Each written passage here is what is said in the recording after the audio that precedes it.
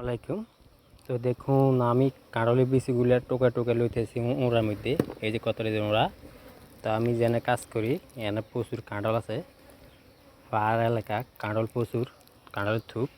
তো যে কাঁড়লগুলো ফসে যায় অথবা একটু নরম হয়ে যায়, এই কাঁড়লের বিচিগুলো আমি লইতেছি, এগুলো আমি বাড়িতে নিয়ে নিব। আপনারা ভাবি বলছিল যে কাঁড়লের বিচি খাইব, কাঁড়লের বিচি নিতাম, তো আমি সেই কারণে আমি বিচিগুলো টোয়াই লই। তো এখানে কাঁঠাল থুপ তো অনেকগুলো বিচি জমাইছি, 20 কেজি মতন বিচি আমি জমাইছি। কাঁঠালের বিচি 20 কেজি, এই বড় বড় কাঁঠালের বিচি মোটা তুইতেছি আমি। এখানে আরও আছে, ভিডিও লক্ষ্য করুন, সবগুলো কাঁঠালের বিচি। এই যে অনেক বিচি আছে। তো আমার কল দিয়ে কইছিল কাঁঠালের বিচির কথা, তো আমি বলেছিলাম যে আচ্ছা আমি নিয়ে আসবো, ওখানে কাঁঠাল আছে। তো আমি এখন কাঁঠালের বিচিগুলো টোকা টোকা লই ভালো করে।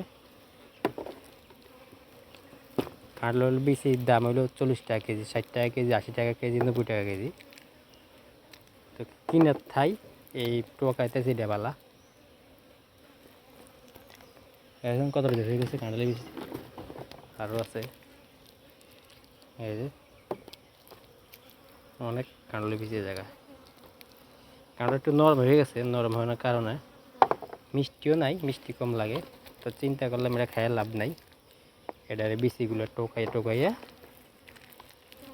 লই বাড়িতে নিতে।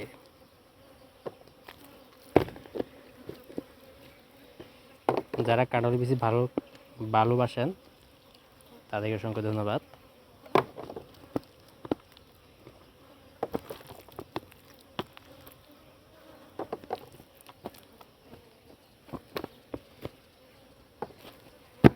এসব বোতা এই যে এখানে আর বর্তমানে নাই, শেষ হয়ে গেছে।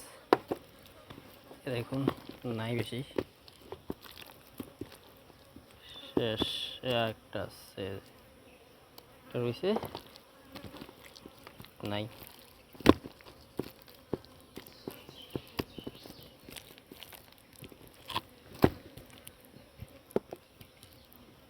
তা আপনি যদি আমার পেজটাকে ফলো করেন না, পেজটাকে ফলো করে দিবেন। আর যদি ইউটিউব চ্যানেল থেকে ভিডিও দেখেন, ইউটিউব চ্যানেলটা সাবস্ক্রাইব করে দেবেন। সবাইকে অসংখ্য ধন্যবাদ। তো ভিডিওটা কেমন লাগছে কমেন্টে করে জানা দিবেন। আর ভিডিওটা কোন থেকে দেখতে পাচ্ছেন একটু আমাকে জানা দিবেন।